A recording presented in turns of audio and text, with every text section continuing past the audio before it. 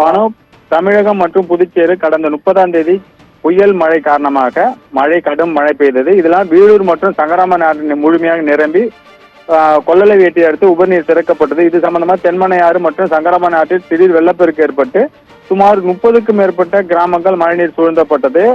மழைநீர் வடிய ஆரம்பித்த பிறகு இயல்பு நிலை திரும்பி வந்த நிலையில் கடந்த 3 நாட்களாக தமிழகம் மற்றும் புதுச்சேரியில் கனமழை பெய்து வருகிறது. மீண்டும் சாத்தனூர் மற்றும் வீடூர் அணை நிரம்பியுள்ளதால் கொள்ளலை வேட்டியதை அடுத்து அந்த உபரி நீரானது இன்று திறக்கப்பட்டது. அதன்படி சாத்தனூர் அணையிலிருந்து 13,000 கனஅடி நீரும் வீடூர் அணையிலிருந்து 2,000 கனஅடி திறக்கப்பட்டு வெள்ளை நீரானது வெளியேற்றப்பட்டு வருகிறது. இதனால் ஆற்று கரோட கிராமங்களான தவக்குப்பம், பூர்ணாங்குப்பம், நோனாங்குப்பம், டிஎன் பாளையம், கரிக்கலாம்பாக்கம், பில்லினூர், கனுவாப்பேட்டை, சோரியாங்குப்பம், பாகூர் உள்ளிட்ட 30க்கும் மேற்பட்ட கிராமங்களில் அதாவது மக்கள் வெளியேறுமாறு அரியாங்குப்பம் கொம்யூன் பஞ்சாயத்து ஊழியர்கள் தண்டோரா போட்டு மக்களை எச்சரிக்கை விடுத்தனர்.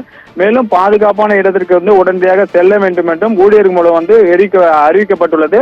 மாவட்ட ஆட்சியரை பொறுத்தவரைக்கும் இன்று காலையே மாவட்ட ஆட்சியர் சார்பில் அதாவது மழைநீர் அதிக மழை பெய்ததால் வெளியேறப்படும். ஆனால் கரையோர மக்கள் பாதுகாப்பான இடத்திற்கு அதாவது பாதுகாப்பு மையங்கள் தங்குமாறு மாவட்ட ஆட்சியர் காலையிலே அறிக்கை மூலம் தெரிவிக்கப்பட்டுள்ளது. அது மட்டுமல்லாது ஊழியர்களை வைத்து அந்தந்த கிராம பகுதியில் இருக்கிற மக்களை முன்னெச்சரிக்கை நடவடிக்கை எடுக்கப்பட்டு வருகிறது. பானு, ஜெயக்குமார், இந்த கரையோரம் இருக்கக்கூடிய இந்த மக்களுக்காக மாவட்ட நிர்வாகம் தரப்புல எத்தனை பாதுகாப்பு முகாம்கள் தயார் நிலையில இருக்குது? அந்த பகுதியில் இருக்கக்கூடிய மக்கள் ஏதாவது கோரிக்கைகள் முன்வைக்கிறாங்களா?